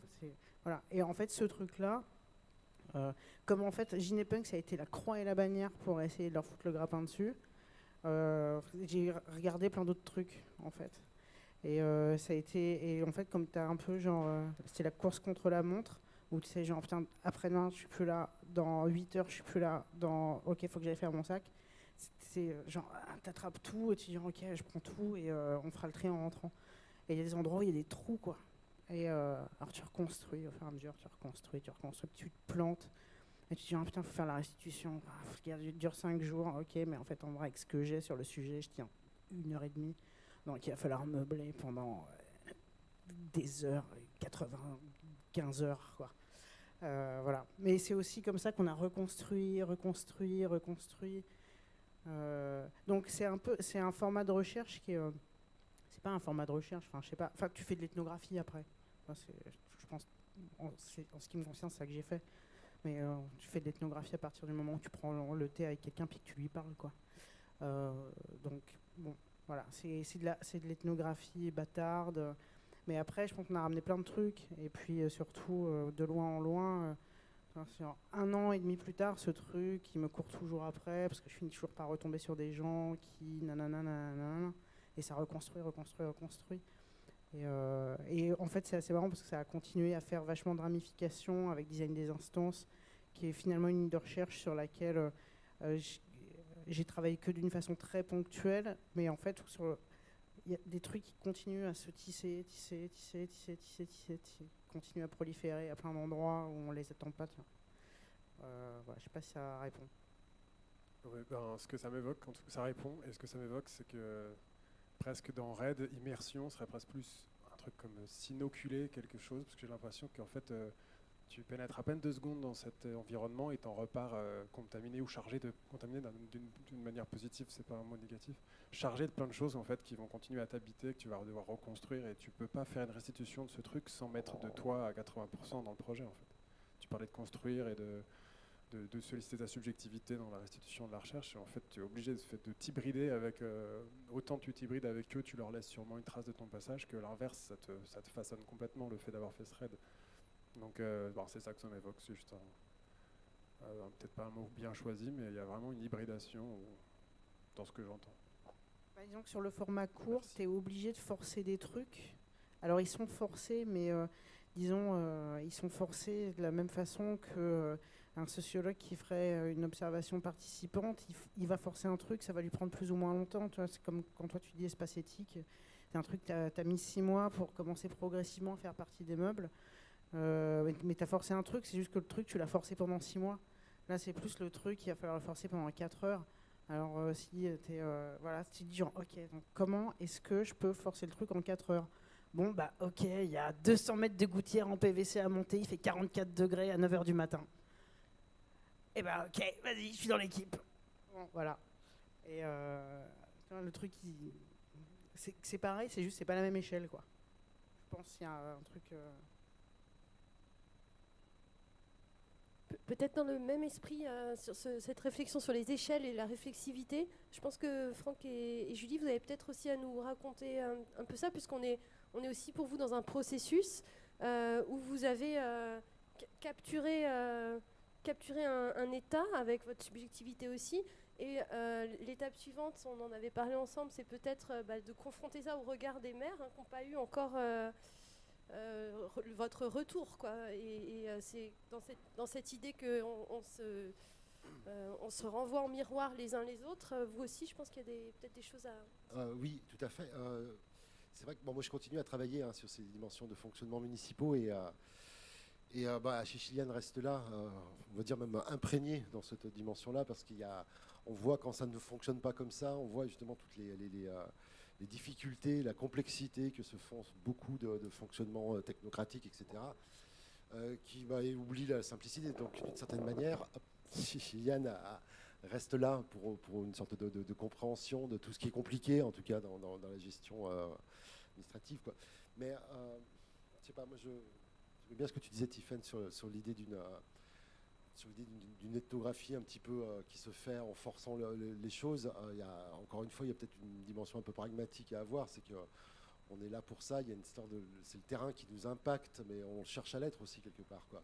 On cherche à aller rencontrer ça, et sans faire violence, le mot était un petit peu fort ici, mais en tout cas de se dire, allons-y, captons l'information, rencontrons-la. Il n'y a pas de protocole, et tant mieux pour le coup.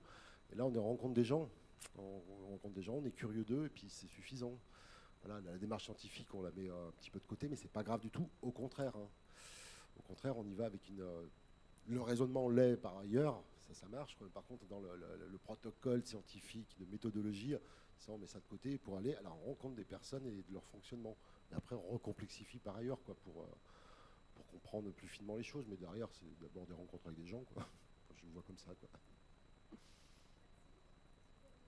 Oui, moi c'était pour faire suite à la discussion précédente. En fait, j'avais envie de savoir comment est-ce que les gens de Ginepunk vivent le résultat de vos recherches aujourd'hui. Est-ce que vous avez des échanges avec elles et eux à ce sujet-là? Parce que je pense que les situations dans lesquelles vous vous projetez, elles sont hyper impactantes pour vous-même. Mais du coup, comment est-ce qu'elles impactent aussi les gens que vous rencontrez, qui peut-être déplacent les regards ou les perceptions, etc. Parce que ça me paraît hyper important, en fait, dans une pratique située comme ça. Alors, ça engage en plus la responsabilité de ce qu'on va déplacer. Et voilà, j'aimerais vous entendre là-dessus, à la fois les deux groupes, en fait, parce que je pense que la question est commune. Moi, du coup, je suis pas allée à Calafou. Et l'expérience que j'avais de Calafou, c'était ma copine Matou, dont j'ai parlé, qui m'avait envoyé. Ça a été ensuite Ginepunk dans les milieux transféministes et queer, c'est connu. Donc il y avait une circulation de cette information. Et donc moi, j'avais connaissance de ces personnes sans les avoir vues. Et ensuite, Il y a eu Tiffaine qui m'a encore plus rapprochée de la colonie, de l'espace, des personnes, dans un rapport justement d'immersion. Et en fait, ce week-end, j'étais au MUSEM pour l'hommage à Nathalie Magnan. Et il y avait Paula qui était là. Et que j'avais croisé aussi, il y avait Béton Salon qui avait fait... c'était quoi déjà ce truc ?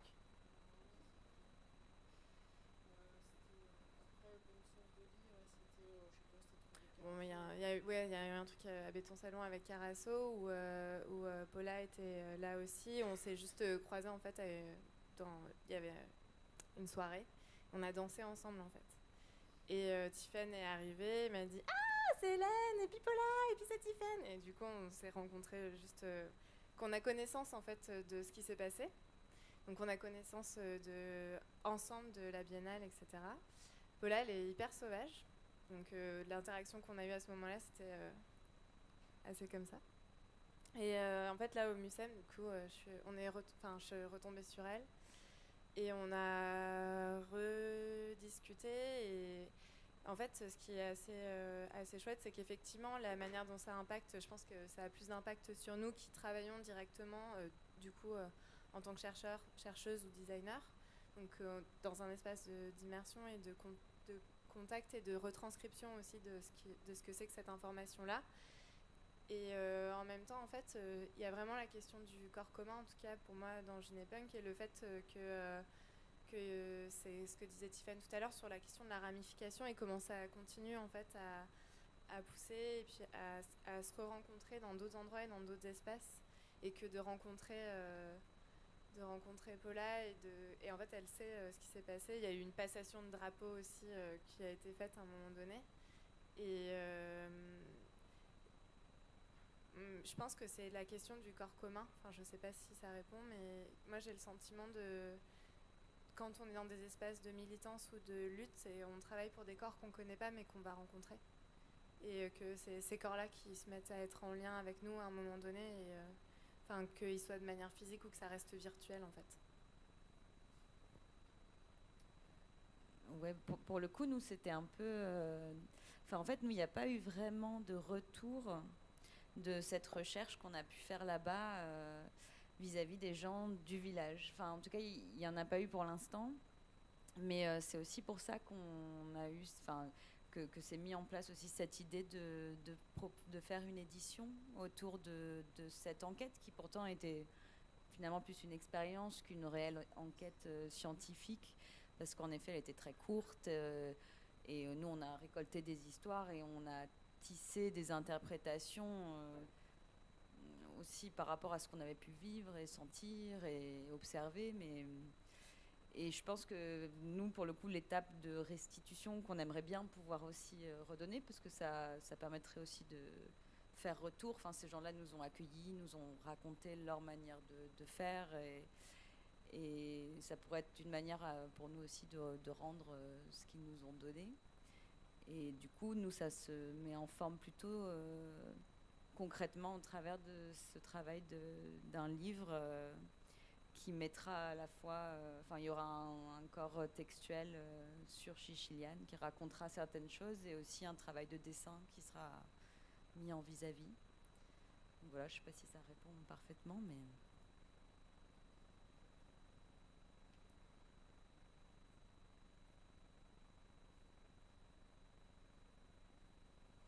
Et ce sera la dernière question, parce qu'après on ferme bientôt. Du coup, je voulais poser une question par rapport à Calafou et Ginepunk, puisqu'elles ont quitté Calafou, et elles ont un rapport assez particulier avec le lieu lui-même maintenant. Est-ce que vous en avez discuté avec elles ce week-end au MUSEM? Est-ce que tu as discuté avec elles de ça? Moi, je sais qu'elle m'a raconté plein d'histoires, des détails de la fonctionnement en communauté là-bas qui ne correspondent pas forcément à leur façon de voir les choses et comment la communauté a évolué. Donc voilà, simplement ça. Est-ce que vous avez pu en parler avec elle? Et pour recoller à la question du lieu lui-même, puisque vous n'avez pas tellement montré le lieu, mais plutôt montré Ginepunk, en fait, c'est une idée, c'est pas un groupe, c'est 2 personnes qui ont développé un ensemble de travaux, d'idées. Mais pour recoller à la question du lieu, est-ce que vous avez pu discuter avec elle Ouais, c'était Le hyper rapport palpable. au site, c'est compliqué, hein, C'était leur hyper situation aujourd'hui. palpable. À l'époque, donc il y a 2 ans, quand j'y suis allée, d'abord ça a été en général assez compliqué à organiser comme voyage. Il y a un moment où les coïncidences ont fait que ça ait eu lieu, parce que c'est le moment où ils sont passés vraiment du truc qui était encore très lieu ouvert, ou en tout cas tu pouvais être de passage, à ce truc genre non, maintenant on arrête, et les visiteurs ou les curieux, il y a des moments de portes ouvertes, c'est une fois par saison, et j'ai juste eu du bol, parce que le moment où je suis parti en raid, j'avais mon seul créneau un peu, parce que le truc se raccourcissait, j'avais pas de réponse, je ne me répondais pas, et il y avait un moment où les portes ouvertes ont eu lieu, et bon, je me suis dit ok, vas-y, j'y vais. Et ce truc était très palpable, et ce qui était assez intéressant, c'est aussi la relation des résidents à ce moment de portes ouvertes, où bon, il y a des gens qui continuent à faire leur vie, puis il y a des gens qui sont dans le retrait à ce moment-là, parce qu'ils sont pas... parce qu'ils partent du principe qu'il va y avoir plein de nouveaux arrivants et qu'ils n'ont pas forcément envie de s'y mélanger. Et effectivement, Paola, Gaïa, Clao étaient assez invisibles en général. Et c'était effectivement palpable qu'il y avait des tensions, qu'il y avait des groupes et qu'il y avait des tensions entre les groupes, et que effectivement ça faisait étincelle, quoi. Voilà. Donc moi, pendant que j'étais sur place, ce truc-là, j'ai pas mis les pieds dans le plat, parce que je sentais bien que je marchais sur des œufs, et que le but du jeu, c'était de faire en sorte de ne pas faire trop de bruit, et que les souris se barrent pas toutes d'un seul coup parce que j'ai marché sur la mauvaise date de plancher. Mais effectivement, ce truc-là est senti. On n'a pas eu le temps d'en parler plus que ça avec Paola la dernière fois qu'on s'est recroisés, parce qu'on avait d'autres trucs plus marrants à discuter. Mais oui, effectivement, oui, le truc est palpable.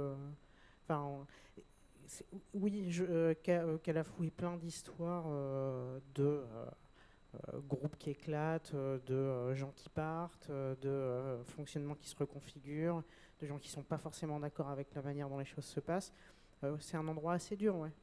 Pour répondre un peu à la question de Max tout à l'heure, le truc qui me reste qui était immédiat et que tu le sens tout de suite en 1 heure, c'est un endroit dur, avec des trucs tendus à des endroits. Ouais. Un des arguments qu'avance Paola, c'est l'introduction de commerce dans le lieu, qui est pour elle une des choses qui détermine. Et puis aussi, juste par curiosité, c'est la brasserie, ou après le il y a fait eu de vendre de la trucs. nourriture, qui avant D'accord. était une cuisine Ouais, collective bénévole, où elle a été bénévole pendant 2-3 ans à la cuisine, et puis d'un coup on a introduit le commerce de l'alimentation.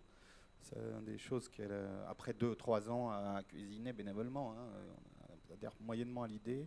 Et puis il y a aussi même le mot ginépunk qu'elles ont. Ouais, bah, c'était. Elles sont fuyantes parce que déjà c'est punk, donc c'est le fait que ça devienne un sujet de recherche. Il y a un phénomène de rejet. Et puis elle dit maintenant c'est devenu ginépop, c'est plus punk. Donc il y a aussi une volonté de que le mot se diffuse et que ça appartienne pas qu'à elle, même si il y a quand même l'idée de garder un peu, j'allais dire, le canal historique, le fond théorique derrière, mais de débarrasser aussi un peu le fait que ça devienne un mot comme ça. On imagine que c'est un groupe constitué. C'est à ça que faisait allusion Olivier en présentant la séance, c'est que pour le coup, moi je suis parti, disons, les infos que j'ai eues, c'était il y a un groupe qui s'appelle, qui fait ça, nanana. Et en fait, arrivé sur place, non, en fait, c'est pas du tout ça. C'est effectivement ce que tu décris, c'est ginépunk, c'est plus de l'ordre de à un moment, sous certaines conditions, c'est une situation, quoi, c'est un truc qui se cristallise dans l'espace et dans le temps. C'est mouvant, c'est là, mais ça peut être à un autre endroit, et en fait il y a plein d'autres trucs derrière, et c'est que juste un tout petit morceau d'un truc vachement plus vaste. Oui, puis c'est une comité d'action en fait, ce qu'elles disent. C'est avant tout de rentrer dans l'action de ce que ça sous-entendait, les idées posées au départ, mais pas tant un groupe à joindre. Cyberpunk, c'est pas un groupe, c'est une idée. D'où aussi la façon, c'est aussi une des raisons pour lesquelles à un moment je suis allée rechercher Hélène, pour que justement il n'y ait pas un truc qui se recristallise et qui en vérité n'existe pas. Et qui était un peu le truc problématique, quand tu parlais de friction tout à l'heure, qui a été ce moment où genre, comment est-ce que ce truc est restitué dans l'expo?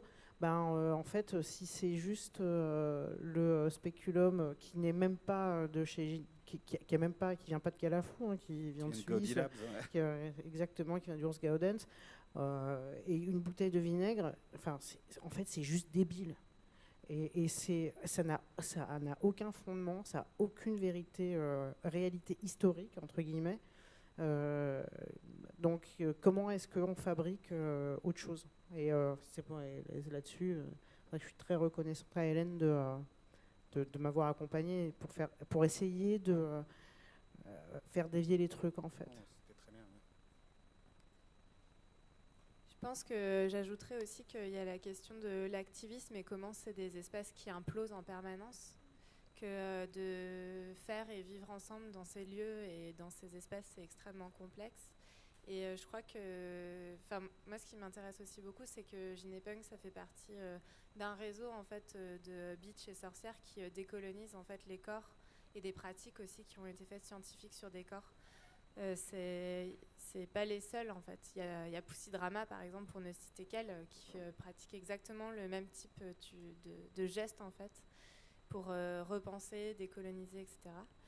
Et je pense que ce qu'on a essayé de faire, moi j'aime bien aussi cette idée de Ginepop parce que le fait que ça se répande aussi, c'est super important, que ça se vulgarise, que ça existe aussi pour d'autres corps, à d'autres endroits, que ce soit pas circonscrit à un espace actif, militant et corrosif. Et puis surtout, je reprendrai ça de Haraway, c'est d'écrire d'autres récits, quoi. Et clairement, en fait, Ginepunk, ça devient une mythologie, c'est clair. Je pense que c'est ce qu'on a voulu traverser aussi avec Tiffen, c'est de fabriquer d'autres types de récits pour pouvoir envisager en fait d'autres mondes, quoi. Bon, merci beaucoup. Je pense qu'on peut terminer sur ces belles paroles, tout simplement. Merci à tous les 6. On va bientôt fermer. Merci d'avoir été là. Juste peut-être un petit mot pour vous dire la prochaine date du cycle. Ce sera les 13, 14, 15 avril. On accueille le Biodesign Challenge. Donc, ce seront des équipes d'étudiants, de designers et de scientifiques qui ont travaillé des prototypes autour des imaginaires de l'ADN et qui seront présentés ici durant tout un week-end, avec également des petites présentations. Et j'en profite également pour vous dire que Tiffen sera de retour bientôt à la Gaîté Lyrique pour un cycle également mensuel qui s'appelle le Design Fiction Club et qui travaille autour de l'idée de design fiction. Et ce sera le 24 avril autour des fictions qui changent le monde, quelque chose comme ça, je crois, Max. Voilà. Bonne soirée, merci beaucoup.